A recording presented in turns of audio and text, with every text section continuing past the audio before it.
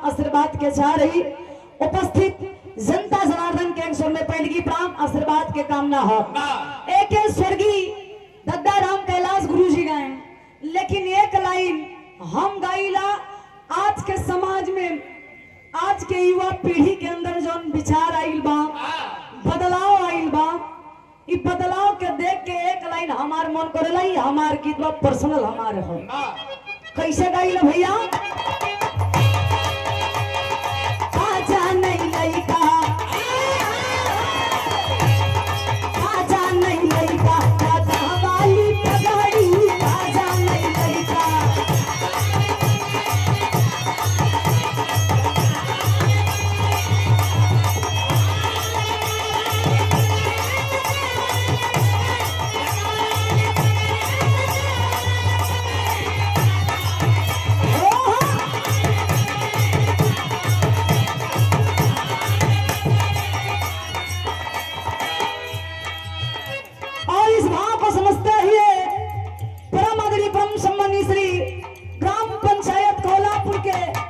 युवा भाभी प्रधान धीरज गुरु जी आपके द्वारा 100 रुपए देकर सम्मान किया गया।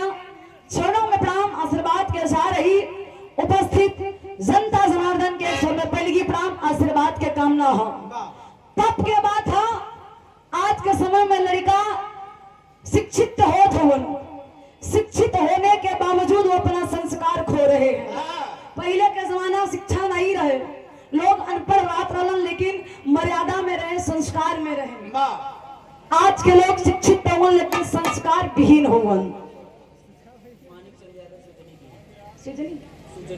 सुजनी के ऐतिहासिक धरती से श्री मानिक चंद यादव आपके द्वारा 200 रुपए का आशीर्वाद, चरणों में प्रणाम आशीर्वाद के साथ रही। ए भैया, पहले का लड़का रहे अगर कुछ गलती से नशा पत्ती सीख ले तो ये सोचत रहे कि हमार बाबू देखे न पावे, कितना चोरी से खाए कि जान न पावे।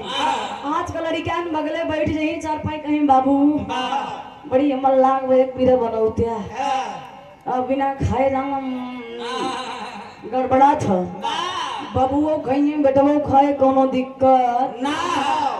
यही सब कहिला शिक्षा तो है लेकिन संस्कार नहीं है। काहे खातिर रंगावत बनी आप लोग गौर करिए। हम अरे का जाने लड़का, अरे का जाने लड़का दादा वाली पगड़ी, का जाने लड़का।